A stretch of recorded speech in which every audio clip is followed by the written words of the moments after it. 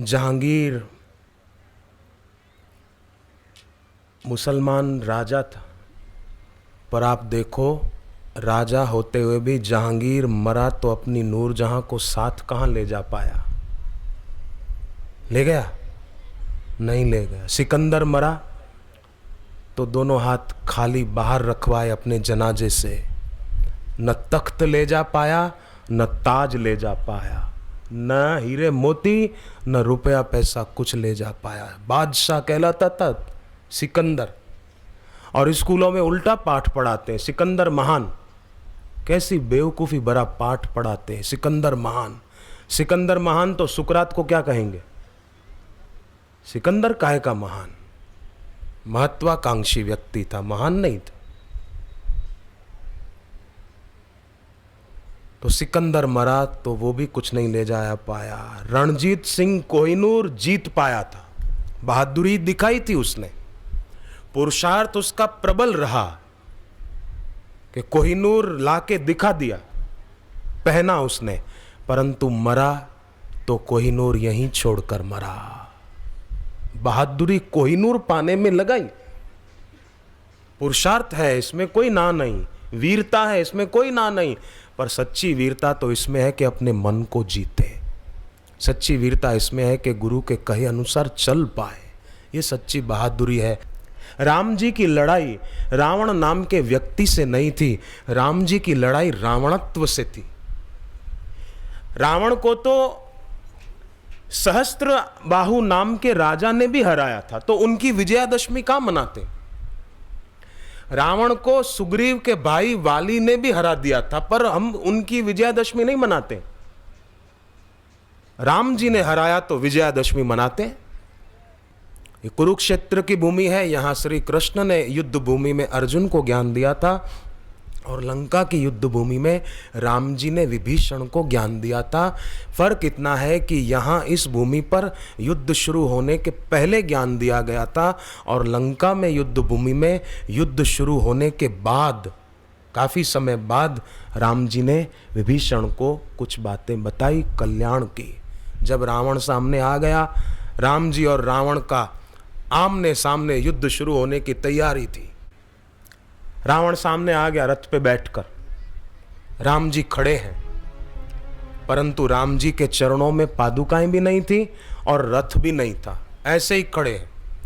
तो विभीषण के मन में शंका हुई।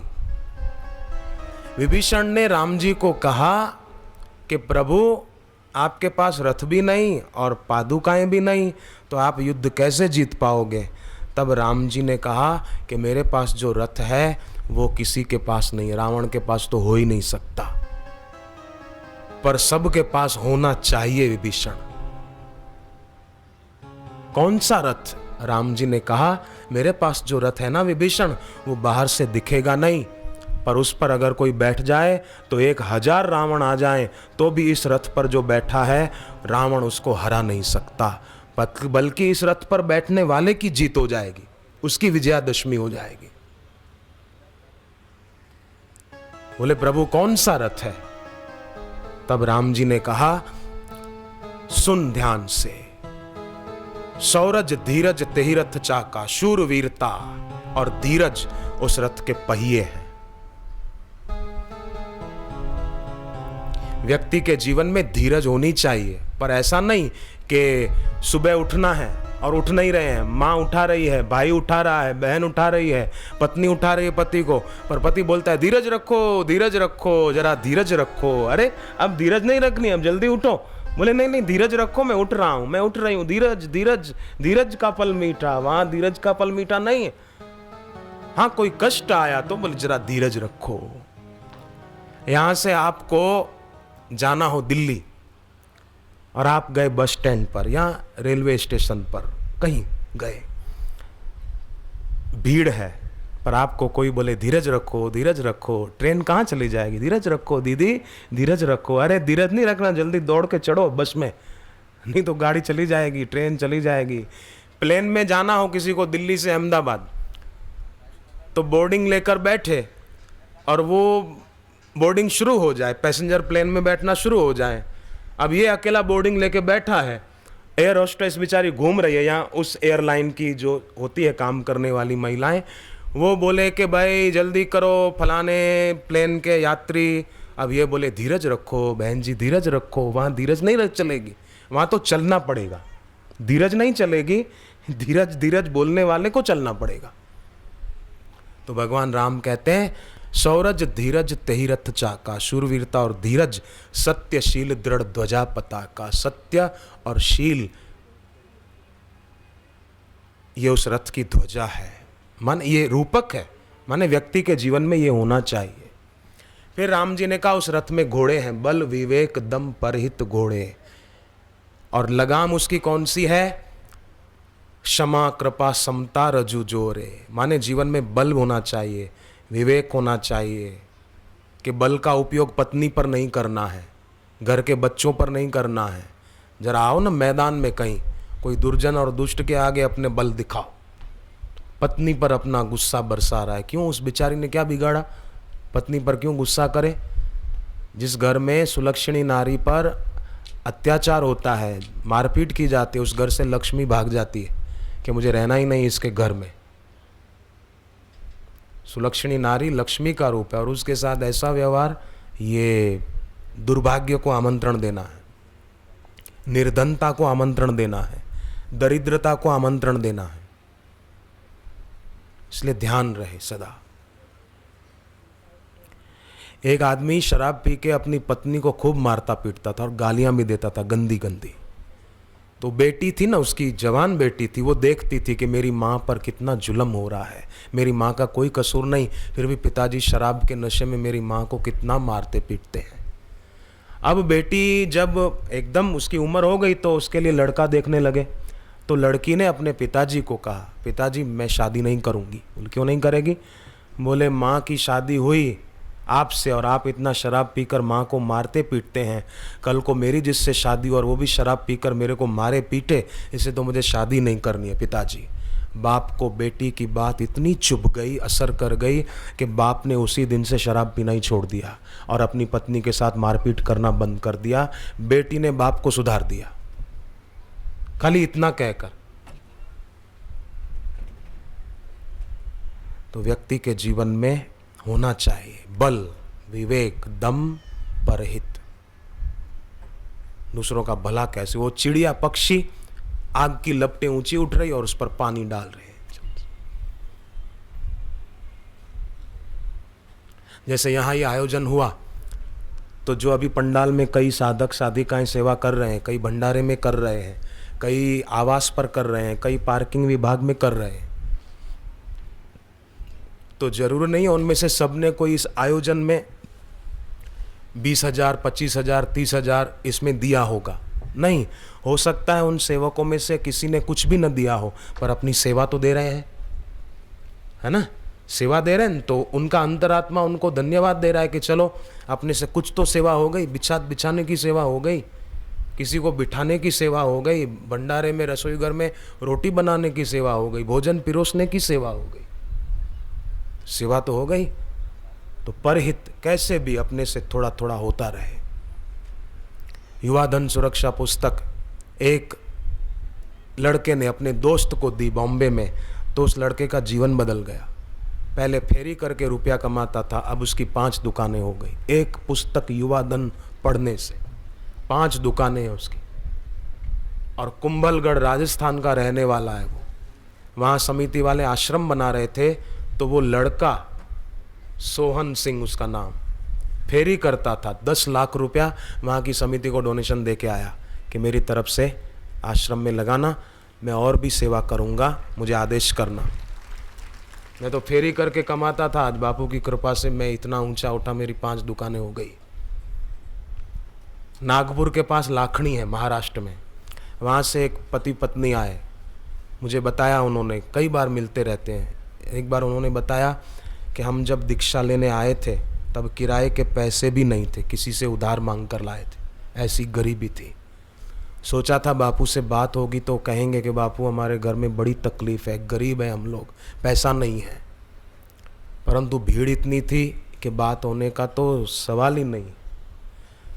फिर भी हम प्रणाम करके कि चलो गुरु जी के दर्शन तो हो गए, निर्ग्रंथ महापुरुष के दर्शन करना ये भी बड़े भाग्य की बात है। और ये मानवता है कि चलो, फरियाद नहीं की कि मेरी बात नहीं हो पाई, हम बड़ी दूर से आए थे आश लेकर, पर हमको किसी ने गुरु जी से बात ही नहीं करने दी। ये पशुता है, ये विकृति है, शिकायत करना, फरियाद करना। पशु की पशुता अक्षुण है। देवों की दिव्यता भी अक्षुण है, देवत्व देवों का वो भी वैसा का वैसा है, सुरक्षित है। पशु का पशुत्व भी सुरक्षित है, पशु वैसे ही जीवन जी रहे हैं। कुत्ते को कहना नहीं पड़ता अरे कुत्ता बन, कम से कम कुत्ता तो बन, पर इंसान को कहना पड़ता है अरे इंसान बन, हैवान मत बन। ऐसा बोलते, कई बार सुना होगा किसी को बोलते हुए, अरे इंसान बन इंसान। गुजराती भी बोलते हैं अरे माणस था माणस, सब बोलते हैं इंसान बन, हैवान मत बन। पर कुत्ते को नहीं बोलना पड़ता अरे कुत्ता बन कुत्ता। तो पशु की पशुता सुरक्षित है, देवों की दिव्यता सुरक्षित है, पर मानव की मानवता आज सुरक्षित कहां है? नहीं है सुरक्षित। क्यों नहीं है? कि जीवन में सत्संग नहीं, गुरु मंत्र नहीं, गुरु भक्ति नहीं, गुरु की उपासना नहीं, इसलिए मानवता नहीं है, सोए हैं, नींद में है अज्ञान की। तो जागृति आएगी सत्संग से। जागृति लाएं अपने जीवन में और मानवता का विकास हो। जीवन यथार्थ जिया जाए तो परार्थ और परमार्थ के फूल खिलेंगे, स्वार्थ हटेगा, परमार्थ सधेगा। हनुमान जी ने सीता माता को कहा युद्ध पूरा होने के बाद, बोले माँ तुमको जो दुष्ट राक्षस यहाँ परेशान करती थी ना, मुझे आज्ञा दो उन सबको उठाकर समुद्र में फेंक दूं, पानी में अंदर डुबा दूं, तुमको बहुत तंग करती थी वो सब। तो माँ ने कहा कि नहीं नहीं हनुमान मेरी बात सुनो। एक हनुमान जी को सीता माता कहानी सुनाती है, एक दृष्टांत देती है कि एक बार एक आदमी जंगल में जा रहा था, अचानक देखा उसने शेर, डर गया, एक पेड़ पर चढ़ गया। पेड़ पर एक भालू बैठा था। शेर ने भालू को कहा कि हम लोग वन के प्राणी हैं और ये शहर से आया हुआ आदमी है, तू इसको धक्का दे दे, गिरा दे, मैं इसको खा के अपनी भूख मिटा के चला जाऊंगा। अब भालू ने कहा कि नहीं, मैं पहले से इधर बैठा था, ये बाद में आया, तो माने ये मेरी शरण में आया है, तो मैं इसको धक्का क्यों मारूं, मैं तो इसकी रक्षा करूंगा। शेर बैठा रहा। अब सीता माता कहानी सुनाती हनुमान जी को कि अब क्या हुआ, काफी देर बीती। भालू ने उस आदमी को कहा देखो अगर ऐसे ही बैठे रहेंगे, झोंका आएगा, गिरेंगे तो शेर खा जाएगा, मार डालेगा, इसलिए तुम ऐसे ढंग से सो जाओ, मैं तुम्हारे पास बैठा हुआ चौकी करूंगा कि तुम नीचे न गिरो, शेर खा न जाए। बोले ठीक है। तो वो आदमी सो गया। अब शेर ने उस भालू को कहा कि तू और हम तो जंगल के साथी हैं, इसके झंझट में तू कहां पड़ रहा है, ये स्वार्थी आदमी है एक नंबर का। बोले नहीं, मेरे भरोसे सोया है, मैं इसके साथ धोखा कैसे करूं। थोड़ी देर के बाद अब भालू की सोने की बारी थी, उस आदमी की जगने की, चौकी की बारी थी। भालू सो गया, वो आदमी चौकी करने लगा। तो शेर ने अब उस आदमी को कहा, सीता जी कहती हनुमान जी को, शेर ने कहा कि देख तेरे घर पर बच्चे इंतजार करते होंगे, तेरी पत्नी इंतजार करती होगी, अब तू नहीं तो कोई बात नहीं, इस भालू को ही धक्का मार दे, मैं इसको खा के ही अपना पेट भर के चला जाऊंगा और तू अपने घर चला जाना। उस आदमी को लगा कि बात तो ठीक कहता है ये, मैं कब तक बैठा रहूंगा इधर भूखा प्यासा, इसको धक्का मार दूं, शेर इसको खा के अपनी भूख मिटा लेगा और मैं अपने घर चला जाऊंगा। तो शेर की बात मानकर उस आदमी ने कृतज्ञता का परिचय नहीं, कृतघ्नता का परिचय दिया और उस भालू को धक्का दिया। धक्का दिया तो भालू जो था वो सावधान था, उसने गिरते गिरते डाल पकड़ ली और गुलाट खा के फिर ऊपर चढ़ गया। तो शेर ने कहा देखा भालू को, भालू को कहा, देखा ना ये स्वार्थी आदमी, ये सोया था तो तूने इसके साथ वफादारी निभाई, चौकी की, इसकी रक्षा की, अब तू सोया तो इसने तेरे को धक्का दे दिया। देखा देखा, ये कृतघ्न आदमी, गद्दार आदमी, अब तो इसको धक्का दे दे तो मैं इसको खा के चला जाऊं। तो रीछ कहता है, भालू कहता है कि जरूरी नहीं है कि इसने धोखा किया तो मैं भी धोखा करूं, मैं क्यों चूक जाऊं अपने धर्म से, मैं नहीं धक्का मारूंगा, मैं स्वार्थी नहीं बनूंगा, मैं दगाबाज नहीं बनूंगा। सीता जी कहती है, जब भालू भी ऐसा भाव दिखा सकता है हनुमान जी, तो हम लोगों को तो उससे भी ज्यादा कुछ दिखाना चाहिए अपने दिल में, अपने व्यवहार में। कृतज्ञता, जो साधक सदगुरु के प्रति कृतज्ञता रखता है उसकी अज्ञता का अंत हो जाता है, उसकी अज्ञता मिट जाती है, वो सुज्ञ हो जाता है, समझदार हो जाता है, विवेकी हो जाता है। तो राम जी कहते हैं किसको?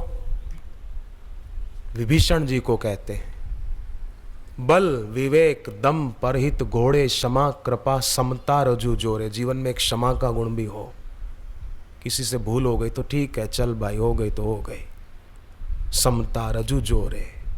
फिर राम जी कहते हैं, अब ये घोड़े और लगाम की बात तो सुन ली, पर अब सुनो, रथ को चलाने वाला भी चाहिए और युद्ध करने के लिए हथियार भी चाहिए। बिरति चर्म संतोष कृपाणा, वैराग्य रूपी ढाल चाहिए। पहले के जमाने में तलवार और वो ढाल रखते थे ना, एक हाथ से तलवार चलाते थे, एक हाथ से वो लोहे की वो ढाल रखते थे, ताकि सामने से कोई तलवार मारे तो उसको झेल सके। तो बिरति चर्म, वैराग्य की ढाल, संतोष कृपाणा, संतोष रूपी तलवार, लोहे की तलवार नहीं, स्टील की या लोहे की वो नहीं, संतोष कृपाणा, संतोष रूपी तलवार।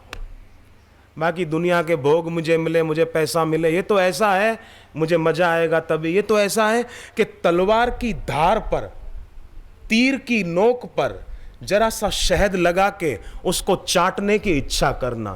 तलवार की धार पर, तीर की नोक पर शहद लगा के बोले इसको चाटूं, मजा आए, जीभ कट जाएगी। तीर की नोक पर कोई शहद लगा के, कोई चाशनी लगा के सोचे कि मेरे को मजा आए, चाटूं, मरेगा मरेगा, जीभ कट जाएगी। तलवार की धार को चाटेगा कैसे, आप कल्पना करो। तो भोगों से सुख पाने की इच्छा, मजा पाने की इच्छा, ये तलवार की धार पर लगे हुई चाशनी को चाटने के समान है। जीभ कटेगी भैया, सावधान। हम सभी को जरूरत है। राम जी आगे कहते हैं, बिरति चर्म संतोष कृपाणा, ईश भजन सारथी सुजाना। भजन खूब करे, खूब भजन करे, माना भजन गाना ही नहीं, जप करना, मौन रखना, कभी अनुष्ठान करना, आदि आदि। अच्छा काम करना हो तो आज ही कर लो, कल के भरोसे मत बैठो। युधिष्ठिर जी के पास एक याचक आया, कुछ मांगा उसने, याचक माने मांगने वाला, कुछ ने कुछ मांग की। तो युधिष्ठिर जी ने कहा कि आज नहीं कल आना। तो वो तो बेचारा भिक्षुक था, चला गया। तो भीम ने क्या किया, भीम नगाड़े बजाने लगे, धमाधम धमाधम धमाधम नगाड़े बजाने लगे। खुशी हुई, नगाड़े का आवाज आने लगा। आया,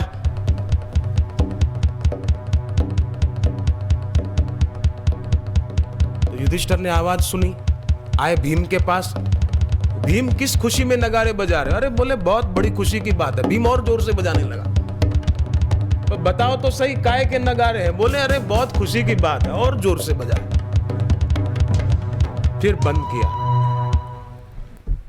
बोले नगाड़े किस खुशी में बजा रहे हो? काय के लिए बजा रहे हो भाई? भीम ने कहा कि आपने काल पर विजय पा ली, इसलिए मैं नगाड़े बजा रहा हूं। फिर बजाने लगा, धमाधम धमाधम धमाधम धमाधम। बोले काल पर विजय मैंने पाई? बोले हाँ, आपके पास याचक आया, आपने उसको कहा कि कल आना, मैं कल दूंगा।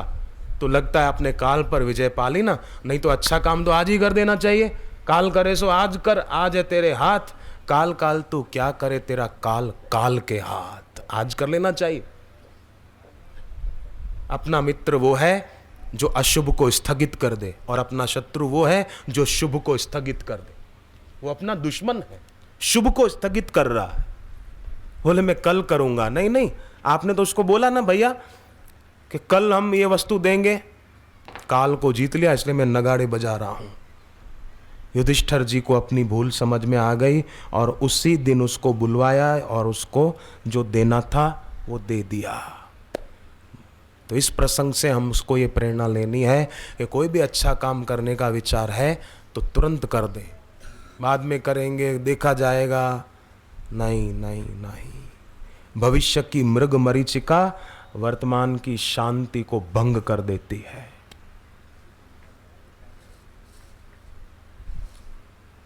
क्या भरोसा है इस जिंदगानी का, आदमी बुलबुला है पानी का। पानी का बुलबुला कब नष्ट हो जाए पता नहीं है, पता है क्या? पानी में बुलबुले पैदा होते ना, पैदा होते ही नष्ट भी हो जाते।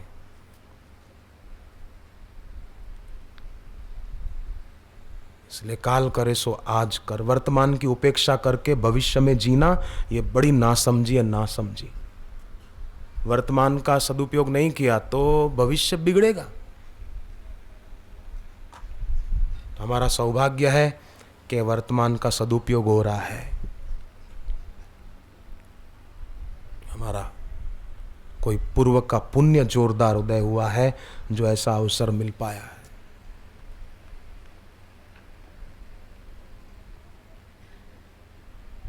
राम जी कहते हैं ईश भजन सारथी सुजाना। जिन्होंने भी दृढ़ता से भजन किया है, करते हैं, उनके दुख उनके क्लेश मैंने नष्ट होते देखे हैं।